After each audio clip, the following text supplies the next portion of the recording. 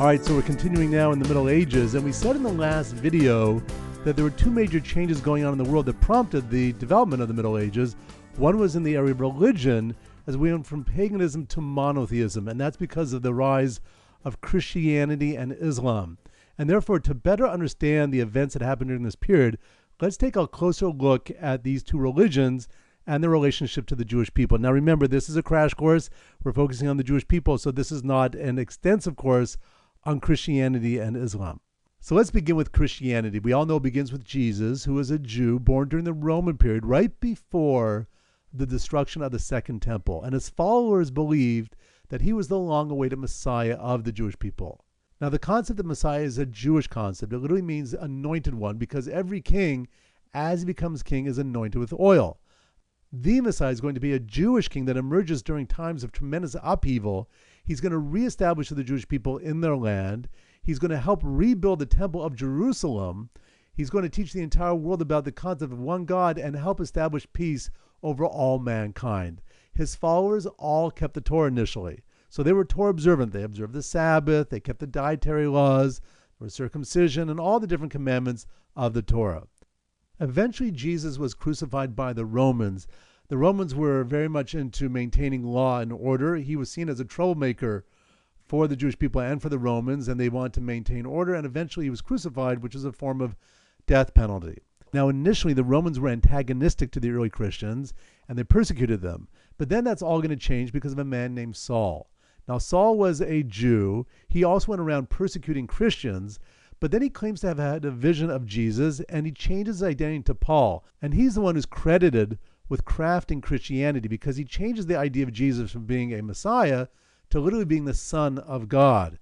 And he also changes the laws so much so that one no longer has to follow the laws of the Torah. They don't have to be observant anymore. All one needs for salvation is belief in Jesus as the Savior. Then in the 4th century, Constantine, the Roman emperor, converts to Christianity. He claims to have had a dream of Jesus before going to a war, and then he had a vision of the cross superimposed on the sun.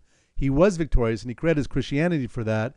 And subsequently, Christianity becomes the official religion of the Roman Empire, and there begins a slow philosophical takeover of the pagan world. That is Christianity in a nutshell. Then on the other side, we have Islam. That begins with Muhammad, who was born in the year 570. He was an Arab merchant. He traveled between Mecca and Jerusalem. He met a lot of Jews and Christians and was very inspired by the stories that he heard from the Torah and the Bible.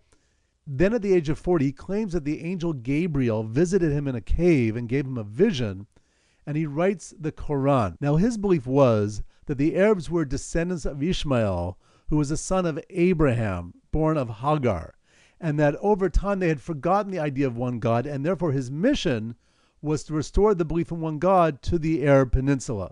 But their rise is much different than Christians. It was a rapid takeover with the sword where they conquer much of the world within a matter of 100 years. Okay, so between the two, the Christians and the Muslims, who had greater animosity for the Jews? So let's compare the relationship to the Jewish people. Well, to the Muslims, we rejected their prophet Muhammad. But to the Christians, we killed their God. Right? So it's a much more severe infraction against them, so to speak. Secondly, the Muslims have their own book. They have the Quran. The Christians primarily use our Bible, right? If you look at a Bible, if you go to a hotel room and you pull out a Bible there, and let's say there are about 1,200 pages in it, 900 of those pages will be the Tanakh, right? The Torah, the prophets, and the writings. That's all Jewish. Only 1/4, about 300 pages, is what's called the New Testament. So they're going to try to substantiate the religion based on the verses of the Bible. In fact, during the Middle Ages, there's going to be debates between Jews and Christians on the meaning of the verses in the Bible. When it comes to the Christians also, we were their only rival for 600 years. Right? Remember, it was a slow philosophical takeover. The only people that would stubbornly refuse their belief system was the Jewish people. By the time the Muslims came onto the scene, we were not their only rival. There were Christians and there were Jews. And finally, the Christians have a philosophical dilemma, inasmuch that we did not accept Jesus as our king, right? If he's supposed to be our king here for us and the people don't accept him, that's a big problem.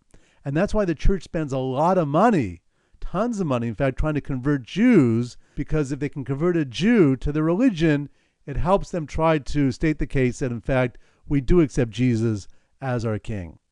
So I think it's pretty clear that we're going to face a lot more persecution in the Christian world than we are going to be in the Muslim lands. And we'll have to take a look at that when we go through more of the crash course in Jewish history. So let's do a little review. All right, so we're looking at the spread of monotheism during the Middle Ages due to the rise of Christianity and Islam. Christianity, again, we said, is Jesus is a Jew. His followers believe that he is the long-awaited Messiah. They originally did follow the Torah. He's crucified by the Romans.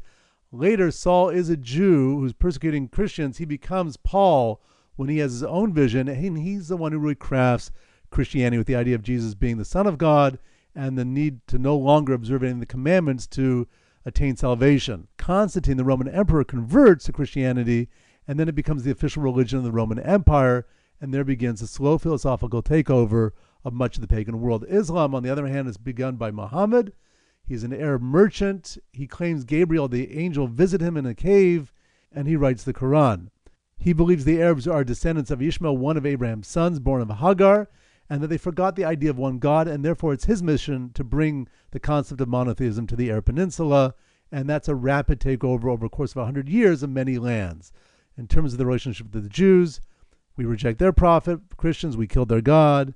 Muslims have their own Quran. The Christians use our Bible primarily.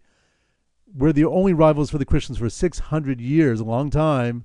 But the Muslims were not their only rivals when they come on the scene. And, of course, we don't accept Jesus as our king, which is a philosophical dilemma for the Christian world.